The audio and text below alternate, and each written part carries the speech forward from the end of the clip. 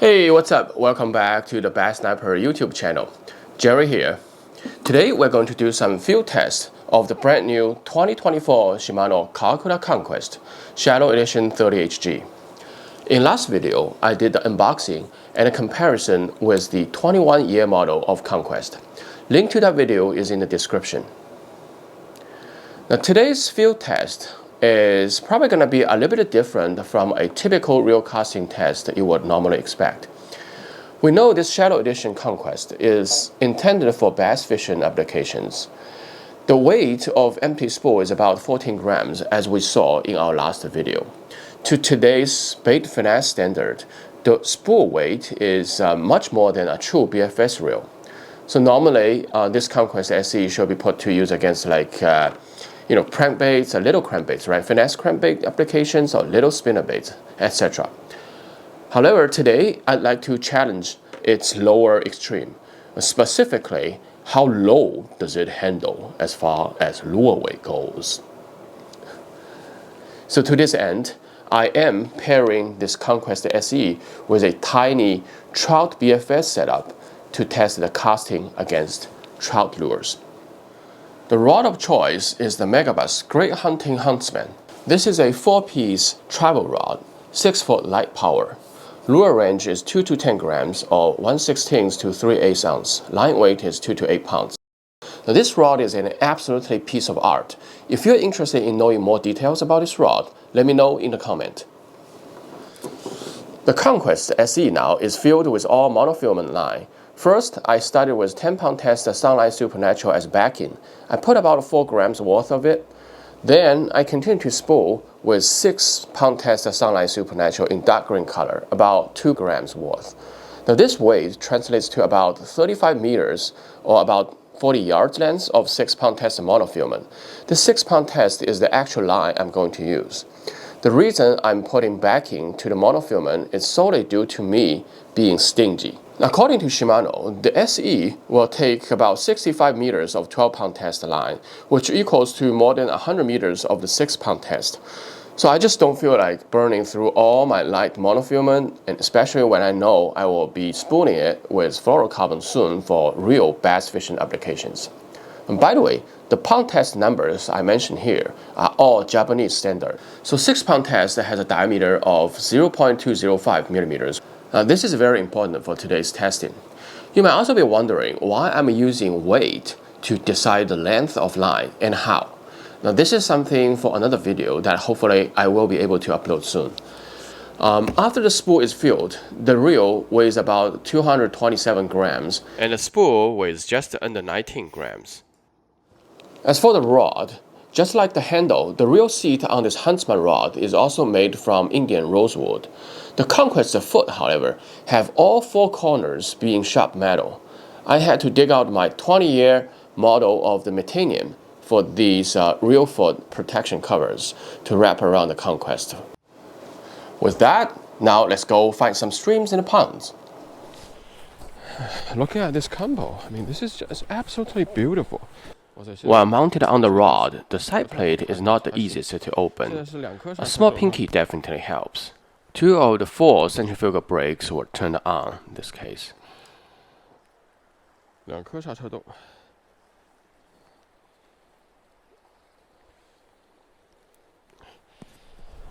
I started with the dual spearhead Ryuki 50S. The real weight is 5.6 grams. I know. I should have started with the Greathunting, but hey, it's coming up. This is a relatively easy to cast small trout plug because the bait is quite dense. But here you see I'm just getting used to the whole setup, so I'm not really trying to force anything here. I was very happy to find that casting such a small trout plug using the new Conquest SE was quite effortless and quite manageable. The casting distance has been quite reproducible actually, and the casting performance has been quite stable. As I feel I'm getting a little bit better used to the whole setup, I start to explore a little bit different type of casting styles. So I'm starting to get a hang of the rod and the reel, and the specific underhand casting using those rods are quite different. I mean, it feels very different from doing it using a bass rod, so that's what I'm adjusting.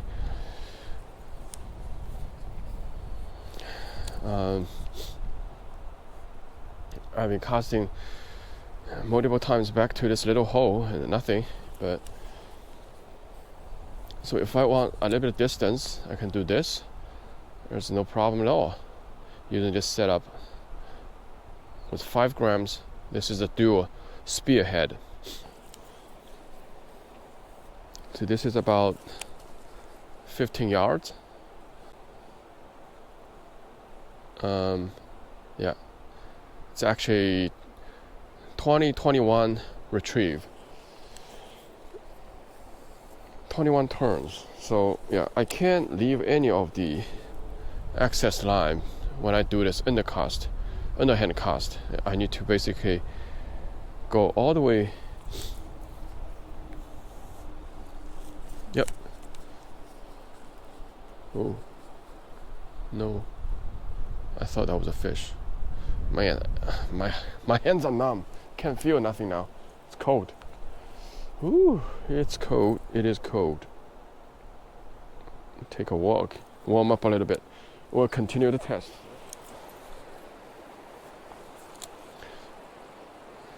Now,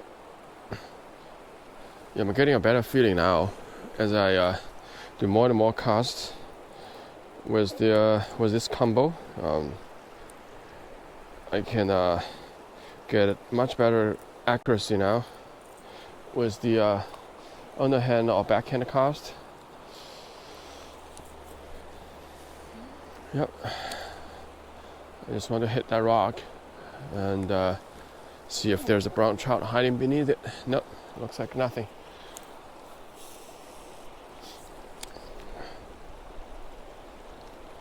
Yeah, this is definitely not the right spot I want to hit. But I don't have my wader with me today, so can only fish from the shore. Anyway, we'll just try more places. Let's go.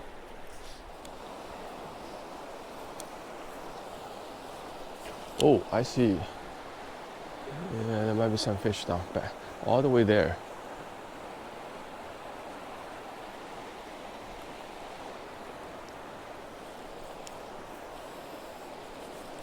Yeah, if there's no wind, there's no hustle at all. You know, it casts like a charm. This is the 51 FS fast sinking Greathunting humpback. Weighs about 5 grams. We'll see how this one casts. Yeah, it casts very nice. Casts really nice actually.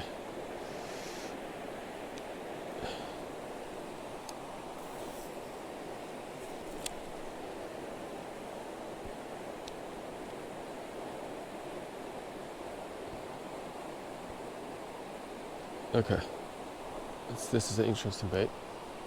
Casts really nice.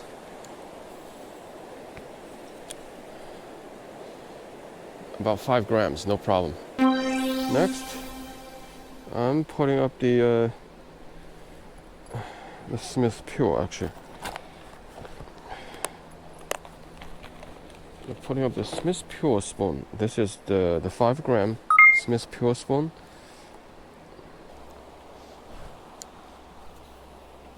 Yeah, casts very nice. Superb. With reduced air resistance, these 5 gram Smith Pure spoons cast like dream on this setup. It's very easy to gain distance. I was getting very effortless and stable casts. So now, here I switch to a even smaller, even slender spoon that's made by a little Japanese company called Forest. This spoon cuts through the air even better. There's way less water, water or air resistance, and much smaller. So it cuts like a dream on the setup right now. The thing can literally just do anything with it. Cool stuff. Wow, this thing goes really far. I can really use some force to make it fly.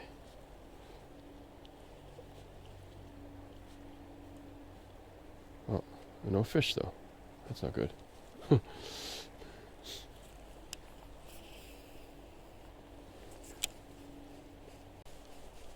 I want to hit that little eddy. I don't know if I can hit it or not.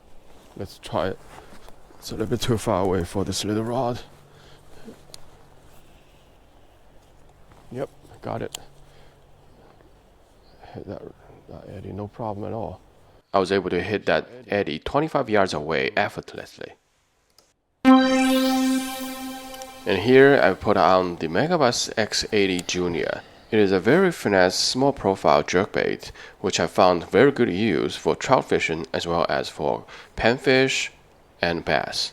Megabass labels this bait as 1/4 ounce, which is 7 grams, but the real weight of this bait is only a little bit over 5.5 grams. This X80 Junior actually does not weigh much more than the Spearhead as well as the Greathunting Humpback trout plugs we just tested. But the profile of this bait compared to those trout plugs are much bigger, or in other words, the air resistance of this bait is much more than the 2 plug baits I just tested, and certainly way more than the spoons. The brake settings which I've been using so far that works well with all the trout plugs and spoons actually was causing some backlashes on the X80 Junior initially. After a few backlashes, I played with the brake settings and then finally was able to dial in. So when dealing with this, I had to use basically maximum outside adjuster with two of the centrifugal brakes open. And this way I'm using minimum thumbing. The cast has been very consistent. It's just because, you know, there's wind, random wind basically. I can't really do too little of the brake. Here I've switched to a Smith ARS spinner. It actually weighs just over 4 grams. It is lighter than all the baits I've tested so far, but more importantly, it has much higher air resistance. So I'm feeling a little bit more challenging to do the casting with this spinner.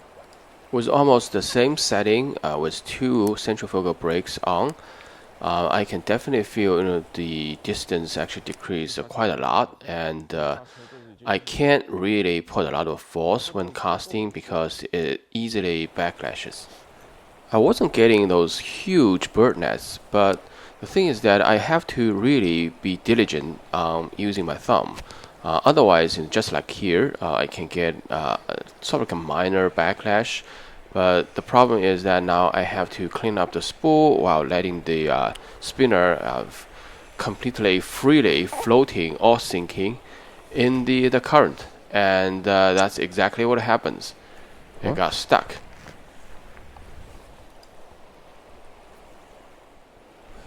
And no matter what I do, I just cannot free the spinner. After a couple minutes, I lost my patience and decided to just pull the line. And of course, this super seeing 6-pound test monofilament line was cut by the rock. This also marks the first bait I've ever lost with this new Conquest 24 SE model. I was not going to give up just like that.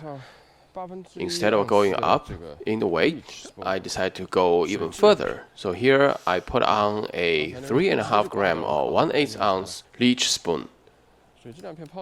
Although this leech spoon weighs even less than the Smith ARS spinner which I just lost, the air resistance of this leech spoon is much smaller than the Smith spinner. 1/8 ounce, the leech spoon. I'm going to cast him with the 6-footer trout rod, Greathunting Huntsman, no problem at all. This is like really low, but the thing is that you have to match it up with your line and rod.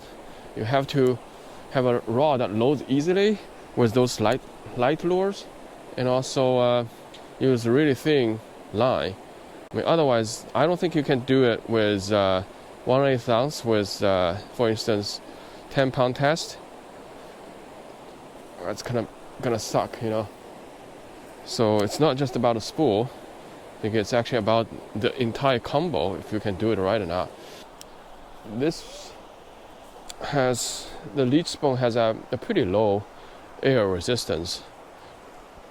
If I'm casting this with the same line on an ultralight spinning tackle setup, this will fly a mile, but not on this setup because of the weight of the spool.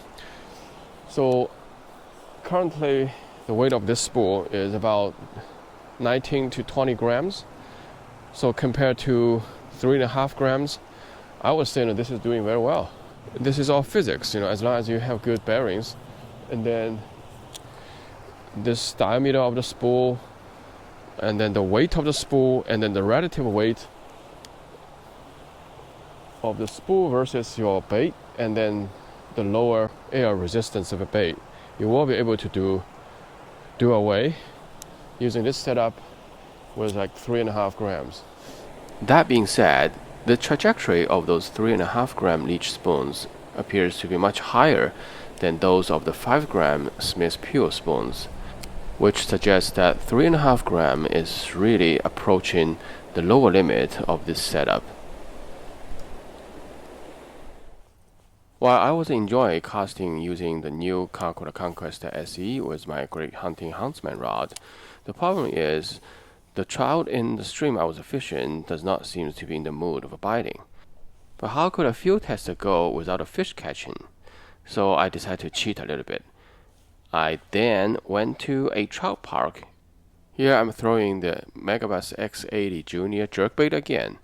Now I did say in the previous video that I don't like the feeling of throwing jerkbait using those small profile round bait casters. This is still true with the Conquest SE.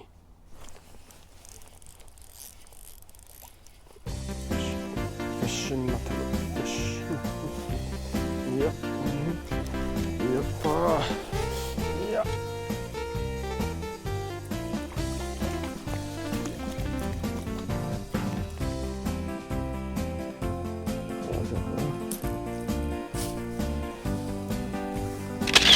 So here you have it, the tiger trout being the first fish ever on the 2024 Shimano Conquest SE. As a brief summary, with my 6-foot light power Greathunting Huntsman rod and 6-pound test Sunlight Supernatural monofilament, I was able to cast a leech spoon down to 3.5 grams or 1/8 ounce with ease. With 2 of the 4 centrifugal brakes open, when casting 3.5 grams, the trajectory was obviously higher compared to the 5 grams, suggesting the spool weight has met its lower limit of practical lure weight. When casting lures from 5 to 7 grams, it was super comfortable. I was able to do overhead, sidearm, backhand, or underhand cast, all with ease, all single-handedly. Distance-wise, I was able to hit up to about 25 to 27 meters or 30 yards with this setup using 5 gram spoons. So as a conclusion, the 24 Shimano Conquest SE 30 HG is capable of casting lures, weighing as low as 3.5 grams. It is not on par with the true BFS reels, but close, and it is impressive if you consider it being a bass reel. To this end, I think this reel will handle finesse crankbait very well. However, I do want to add, the lowest weight a bait casting reel can handle is not only affected by its spool weight, diameter, and the braking system. A rod that's long, light-powered, which loads well with light lures, will definitely help with casting lighter lures. Thin line casts lighter lures much better than thick line. Same can be said for different types of line. Same diameter monofilament handles light lure much better than fluorocarbon because they are softer and lower in density. Last but not least, different lures have different air resistance. For instance, if you have a casting spoon and a jerkbait of the same weight, the spoon will cut through air like a knife through butter. while the jerkbait will see much more air resistance and more challenging to cast into the wind. These are all key factors that needs to be taken into consideration when talking about lower limit of lure weight of a bait casting reel. So this is for today. This weekend looks like we're having a little bit break in the weather, so I'm really hoping I can take the Conquest SE out for some real bass fishing field test. I'll definitely keep you guys posted on how I like the reel as I get to use it more and more, especially starting using a fluorocarbon, for instance.